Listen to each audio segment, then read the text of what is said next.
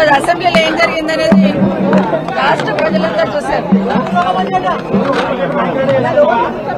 అసలు ఏం జరిగింది, ఎందుకు గౌరవ ముఖ్యమంత్రి మాట్లాడారనేది ఇప్పటికీ అర్థమైతలేదు. అసలు మేము ఒక మాట మాట్లాడింది లేదు. కేటీఆర్ గారు మాట్లాడుతూ ఉన్నారు. ప్రభుత్వం ఏం చేస్తున్నది, గత ప్రభుత్వం ఏ విధంగా చేస్తున్నారు, ఏ విధంగా తప్పుడు మాటలు మాట్లాడుతున్నారు ఇప్పుడున్న ప్రభుత్వం అనేది లెక్కలతో సహా వివరించే ప్రయత్నం చేస్తా ఉన్నారు. అవన్నీ కూడా వింటా ఉన్నాం. ఎందుకంటే అప్పుల పాలైపోయింది, వృత్తి కడుతున్నాము అనేది తప్పుడు సంకేతాలతో ప్రజలందరికీ తప్పుడు మాటలు మాట్లాడుతూ తప్పుడు ఇన్ఫర్మేషన్ ఇచ్చుకుంటూ హామీలు తప్పించుకునే ప్రయత్నం చేస్తున్నారు కాంగ్రెస్ పార్టీ వాళ్ళు.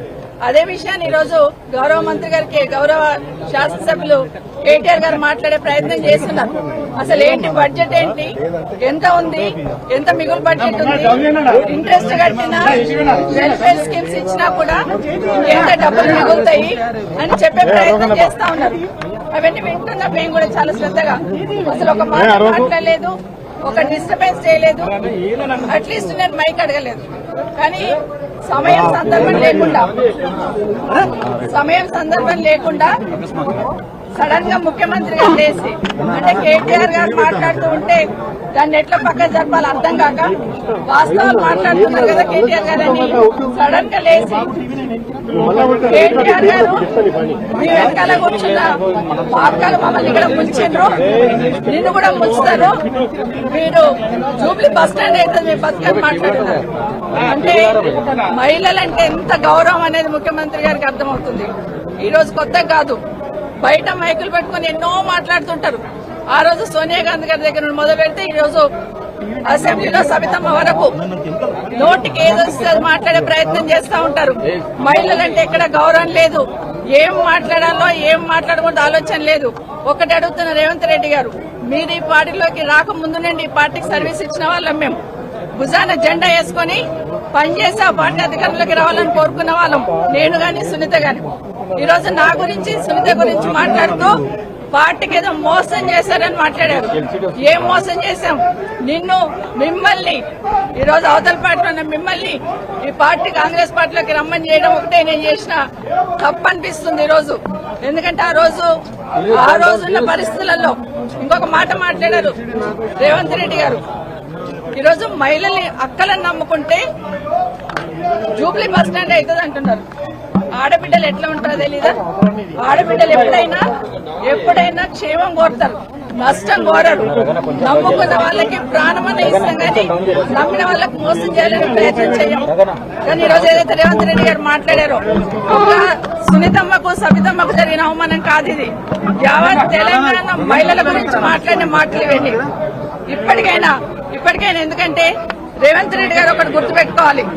ఈరోజు ఆడబిడ్డలను అవమానించి ఆడబిడ్డల వ్యక్తిత్వాన్ని అవమానించినాడు. ఒక అసెంబ్లీలో ఉన్న మమ్మల్ని మాత్రం అవమానించడం కాదు, అక్కల్ని నమ్ముకుంటే బతుకు బస్ స్టాండ్ అవుతుంది అన్నట్టు మాట్లాడినావు. ప్రతి ఇంట్లో ఆడబిడ్డలు ఉంటారు. తెలంగాణ రాష్ట్ర ఆడబిడ్డలందరూ ఈరోజు ఆలోచిస్తున్నారు ఒక ముఖ్యమంత్రి స్థాయిలో ఉండి. ఎందుకంటే ఈరోజు ఆ స్థానంలో నేను ఈరోజు వచ్చి అసెంబ్లీకి వచ్చి 24 సంవత్సరాల కింద వచ్చినప్పటి నుండి ఆ సీట్ ఏదైతే ఉందో ఆ సీట్ మీద చంద్రబాబు నాయుడు గారిని చూశాను, రాజశేఖర రెడ్డి గారిని చూశాను, రోషయ్య గారిని చూశాను, కేసీఆర్ గారిని చూశాను, కిరణ్ కుమార్ రెడ్డి గారిని చూశాను. ఈరోజు మిమ్మల్ని చూస్తున్నాను. ఈరోజు మీరు ఆ సీటుని అగౌరవపరిచారు. మహిళల్ని కామెంట్ చేసి నిండు సభలో ఆ సీటుకున్న గౌరవాన్ని తగ్గించారు. నిజంగా మీ గౌరవం ఉండాలంటే మీరు బేషరతుగా క్షమాపణ చెప్పండి. ఒకటి గుర్తుపెట్టుకోండి రేవంత్ రెడ్డి గారు, ఈరోజు మహిళల గురించి మాట్లాడుతూ బతుకు బస్ స్టాండ్ అన్నారు చూడండి, అది చాలా బాధ అనిపిస్తా ఉంది. మేము నమ్మిన వాళ్ళకి మేము నష్టపోయినా పర్లేదు, మా అన్న తమ్ముళ్ళు బాగుండాలని కోరుకుంటాం. మేము ఏ ఆడబిడ్డ అయినా కూడా క్షేమం కోరుకుంటుంది. కానీ ఈ రోజు కేటీఆర్ గారిని మేము ముందు పెట్టుకుని ఆయన బతికేదో బస్ స్టాండ్ చేసుకునే లెవెల్లో మాట్లాడారు కదా, ఇది బేషరతుగా క్షమాపణ చెప్పమని కోరుతున్నా. కానీ రేవంత్ రెడ్డి గారు ఇంకోటి గుర్తుపెట్టుకోవాలి, ఈ రోజు రేవంత్ రెడ్డి ఆ సీట్లో కూర్చున్నారంటే పొద్దున్న లేస్తే ఇందిరమ్మ పేరు చెప్తారు, సోనియా గాంధీ పేరు చెప్తారు. కానీ అదే సోనియా గాంధీ బలిదేవత అని మాట్లాడింది ఎవరనేది దేశ ప్రజలందరికీ తెలుసు. ఈరోజు ఆ సీట్ మీద కూర్చున్నామంటే ఒక ఇందిరమ్మ కావచ్చు, సోనియా గాంధీ కావచ్చు, లేకపోతే సబితమ్మ కావచ్చు. ఆ పుణ్యాన్ని అక్కడ పోయి కూర్చున్నారని దయచేసి గుర్తుపెట్టుకోమని చెప్తా ఉన్నాను. ఇప్పటికైనా మీరు మాట్లాడి వెళ్ళిపోయి ఉన్నారు. మరి నా పేరు తీసుకున్నారు, మరి మాకు మాట్లాడే అవకాశం ఇవ్వాలి కదా. అసెంబ్లీలో మాట్లాడే అవకాశం ఇవ్వకుండా దొంగల్లాగా పారిపోయినారు. ఈ రోజు అది కూడా చెప్తున్నాను, ఎందుకు పారిపోయినారు? మా సమాధానం మీద ధైర్యం కూడా మీకు లేదా? భట్టి గారు గౌరవనీయులు డిప్యూటీ సీఎం గారు చాలా గౌరవంగా ఉంటాం, గౌరవంగా మాట్లాడతాం. వచ్చి మాట్లాడుతూ ఉంటే మాకు ఉపశమనంగా ఏదన్నా సంధాయిస్తారేమో అనుకున్నాం. కానీ వారు మాట్లాడుతూ కూడా మాట్లాడిన మాటలు నిజంగా బాధాకరం అనిపిస్తున్నాయి. ఆ రోజు ఏదో అపోజిషన్ లీడర్ గా నా పదవి పోయిందని మాట్లాడున్నారు. మరి మీ పక్క సీట్ ఈ రోజు మీకు వచ్చే అవకాశం ఉండే కదా, ఎందుకు ప్రయత్నం చేసుకోలేరని బట్టి గారిని కోరుతా ఉన్నాను. ఈ రోజు మీ పార్టీ అధికారంలో ఉంది కదా. అన్నిటికన్నా ముఖ్యంగా ఒక మాట అన్నారండి గౌరవనీయులు డిప్యూటీ సీఎం గారు, ఏ ముఖం పెట్టుకొని ఈ అసెంబ్లీలోకి వచ్చారన్నారు. మా కర్మగాలే వచ్చాం.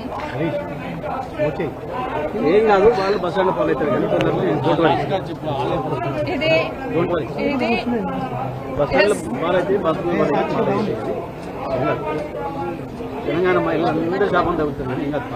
ఎందుకంటే మేమేం తప్పు చేయలేదు. దేశంలో చాలా మంది పార్టీలు మారుతూ ఉంటారు. ఈ రోజు మీ పక్కన కూర్చోబెట్టుకున్నారు. ఎన్నికలు అయిన తర్వాత మీ ప్రభుత్వం అధికారంలోకి వచ్చిన తర్వాత కేసీఆర్ గారి ఇంటి మీద ఉన్న వాళ్ళని కాకి నా ఇంటి మీద వాళ్ళతో కాల్ చేస్తామని మాట్లాడింది ఇదే గౌరవ ముఖ్యమంత్రి గారు. కానీ అదే కేసీఆర్ గారు గెలిపించిన ఎమ్మెల్యేలంతా తీసుకుపోయి మీ పక్కన కూర్చోబెట్టుకున్నప్పుడు నన్ను పార్టీ మారినవని అడిగితే అధికారం మీకు ఎక్కడిదేని అడుగుతున్నాను. ఆ రోజు నేను పార్టీ మారినప్పుడు విత్ ఇన్ ద పార్టీలో ఏం జరిగింది, ఏ విధంగా మమ్మల్ని మెడబట్టి బయటికి గెంటేశారనేది మీకు తెలీదా అని అడుగుతున్నాను. ఎందుకంటే మాట్లాడలేదు, ఇన్ని రోజులు మాట్లాడలేదు. నేను నా పార్టీ గురించి ఎవరి గురించి మాట్లాడకుండా నేను కేసీఆర్ గారి నాయకత్వంలో పనిచేయడానికి వచ్చాను. 5 సంవత్సరాలు ఎందుకు మీరు నోరు మూసుకొని కూర్చున్నారు? ఇప్పుడు అడుగుతానండి. మాట్లాడాల్సింది 5 సంవత్సరాలు. ఈ రోజు నేను బీఆర్ఎస్ పార్టీ బీఫామ్ మీద గెలిచి వచ్చున్నాను. ఇప్పుడు నన్ను గురించి మాట్లాడే అధికారం మీకు ఎక్కడిది? ఈ రోజు బాగా గుర్తుపెట్టుకోండి, నా కుటుంబానికి ఒక చరిత్ర ఉంది. నిజంగా మాట్లాడాలంటే నాకు 10 నిమిషాలు టైం ఇవ్వాల్సింది. ఆ రోజు నుండి ఈ రోజు వరకు నా జిల్లాలో నా కుటుంబం ఏంటి, నేనేంటి అనేది బాగా తెలుసు. ఎన్టీ రామారావు గారు ముఖ్యమంత్రిగా పక్కకు దించేసినప్పుడు అదే చంద్రబాబు నాయుడు గారు కాదని ముఖ్యమంత్రి గారు అంటున్నారు. ఆ రోజు ఇందిరారెడ్డి గారు హోంమంత్రికి రాజీనామా ఇచ్చి, అదే వీళ్ళ బాస్ ఆ రోజు ఉన్నప్పుడు కూడా ఇందిరారెడ్డి చనిపోయినప్పుడు నన్ను పార్టీలోకి రమ్మంటే నేను రానని ఇందిరారెడ్డి గారు పట్టిన జెండా నేను పట్టుకున్నాను. 2014లో మీరు టికెట్ ఇవ్వకపోయినా కూడా ఒక మాట మాట్లాడకుండా కాంగ్రెస్ పార్టీకి పనిచేస్తున్నాను. ఉన్న తర్వాత కూడా రాజశేఖర రెడ్డి గారు చనిపోయినాక నిజంగా రాజశేఖర రెడ్డి గారే మమ్మల్ని తీసుకొచ్చారు. రాజశేఖర రెడ్డి గారు మా లేడీస్ కి అంత ప్రాధాన్యత ఇచ్చారు. రాజశేఖర రెడ్డి గారు రాజకీయాలలో మా మహిళల్ని ఎంకరేజ్ చేశారు. కాబట్టి మేము ఇంత గట్టిగా నిలదొక్కున్నాం. ఈ రోజు మహిళలు ఎవరో ఒకరో ఇద్దరు బయటకు వచ్చి పనిచేస్తుంటే వాళ్ళని ఎంకరేజ్ చేయాల్సింది పోయి డిమోరలైజ్ చేయాలనే ప్రయత్నం ఏదైతే చేస్తా ఉన్నారో ఇది మంచి పద్ధతి కాదు. అసెంబ్లీలో కూడా ఆడబిడ్డలను అవమానించే సంస్కృతి వస్తుందంటే నిజంగా తలంచుకోవాలండి. ఈ రోజు కనీసం మాట్లాడే అవకాశం కూడా ఇవ్వకుండా పోయినారంటే ఈరోజు సమాధానం రాష్ట్ర ప్రజలకు చెప్పాలి. ఈరోజు ఇక్కడ కూడా మాట్లాడదామని వచ్చాం. అవసరం లేకపోయినా అరగంట నుండి అక్కడ కాంగ్రెస్ పార్టీలు నిల్చొని ఉన్నారు కాబట్టి ఇక్కడ మాట్లాడాల్సి వచ్చింది. ఈ రోజు రేవంత్ రెడ్డి గారికి నిజంగా ఆ 4 కోట్ల ప్రజలకు సంబంధించిన సీట్ అది. ముఖ్యమంత్రి అంటే రేవంత్ రెడ్డి గారు సొంతమేం కాదు. ఆ సీటు గౌరవం పెరగాలంటే ఈ రోజు మీరు క్షమాపణ చెప్పండి. తెలంగాణ రాష్ట్ర మహిళలందరికీ కూడా ఈరోజు క్షమాపణ చెప్పాల్సిన బాధ్యత ఈరోజు రేవంత్ రెడ్డి మీద ఉంది. భట్టి గారు గౌరవనీయులు డిప్యూటీ సీఎం గారు మీరు మాట్లాడిన మాట ఏదైతే ఉందో ప్రతి ఇంట్లో ప్రతి ఆడబిడ్డకు తగులుతుందండి. ఎందుకంటే మొహం పెట్టుకొని వచ్చిందనే మాట చాలా బాధ అనిపిస్తుంది.